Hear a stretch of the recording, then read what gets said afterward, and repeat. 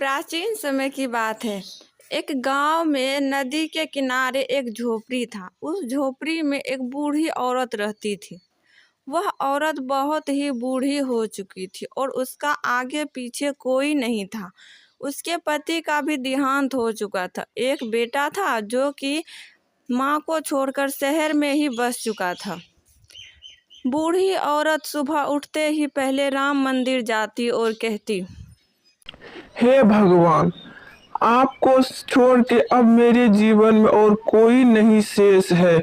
मेरे पति ने भी मेरा साथ छोड़ दिया है और वे भगवान के पास चले गए। मेरा एक बेटा है जो तो आप जानते ही हैं कि अब मुझे वह देखने तक के लिए नहीं आता है कि माँ जिंदा है या मर गई। अब मेरा बस एक आप ही सहारा है प्रभु। आप हमेशा ही मेरे साथ रहिएगा और हमेशा ही 2 वक्त की रोटी मुझे मिलती रही आपके आशीर्वाद से, इतना ही मुझे चाहिए। बूढ़ी औरत ऐसा कहकर घर आती है और हाथ में एक छोटा सा कटोरा लेकर भीख मांगने निकल जाती है और कहती है, बेटी, अगर कुछ हो तो मुझे दे दो।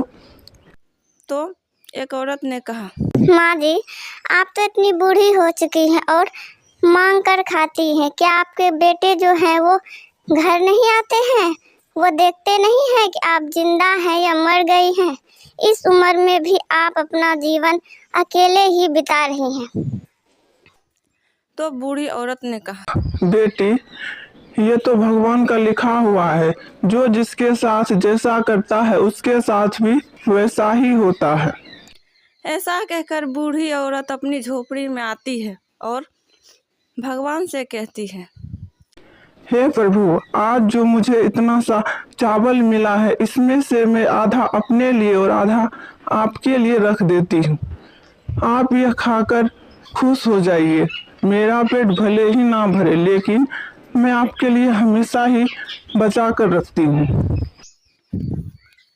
बुढ़िया का जीवन ऐसे ही कट रहा था। एक दिन बुढ़िया बीमार हो गई और अपनी झोपड़ी के आगे में बैठी रही।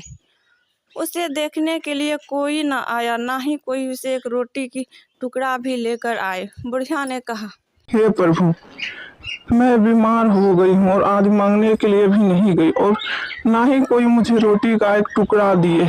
मैं भूख से बेचैन हूँ लेकिन ना मर सकती हूँ ना जी सकती हूँ। अब मुझे नहीं जिंदा रहना है प्रभु, आप अपने साथ मुझे ले चलिए। मुझे इस दुनिया सब कुछ नहीं चाहिए।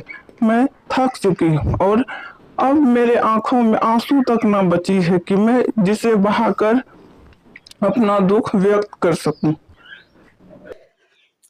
बूढ़ी औरत ऐसा कहकर रात होने पर वह अपनी झोपड़ी में सो गई और आधी रात होने पर उसे श्री राम जी ने सपने में आकर कहा, हे बूढ़ी माई, मैं आपको अपना सच्चा भक्त मानता हूँ और आपने बहुत कष्ट सहा है, लेकिन आज के बाद आपको कोई कष्ट नहीं होगा।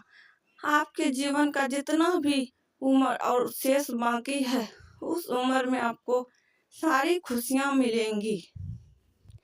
ऐसा कहकर सुबह होते ही बुढ़िया की आंख खुली तो उसने देखा कि अपनी झोपड़ी में चारों तरफ सिर्फ सोना ही सोना है और उस सोना को देखकर बुढ़िया बहुत खुश हो गई और कहा, हे प्रभु, यह चमत्कार तो सिर्फ आप ही कर सकते हैं। आपने बुढ़ापे में मुझे इतना धन देकर मुझे तो बहुत ही जीवन दे दिए हैं और मैं इस धन से अपना बुढ़ापा तो क्या, बुढ़ापा जीने के बाद भी बहुत सारा धन शेष बचेगा।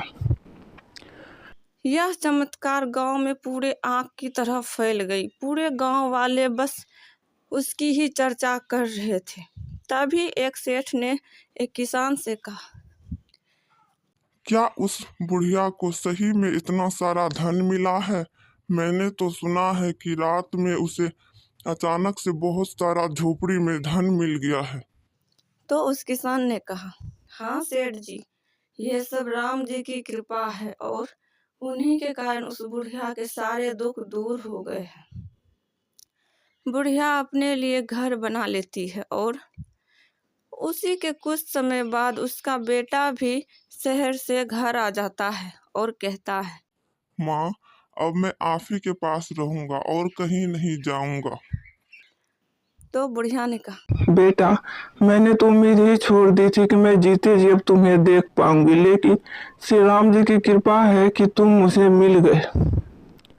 बुढ़िया मंदिर जाती है और कहती है, हे प्रभु, यह सब आपकी ही माया है।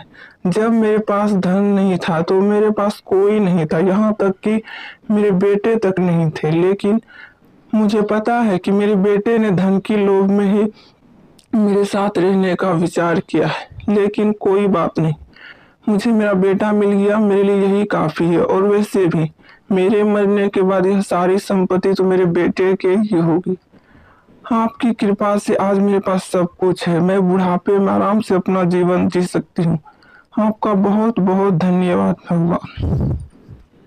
श्री राम भगवान को सच्चे मन से याद करने पर वे कभी किसी को निराश नहीं करते हैं और उन्हें जो मांगे वो मिलता है, और वे हमेशा ही अपने भक्तों को हमेशा खुश देखना चाहते हैं।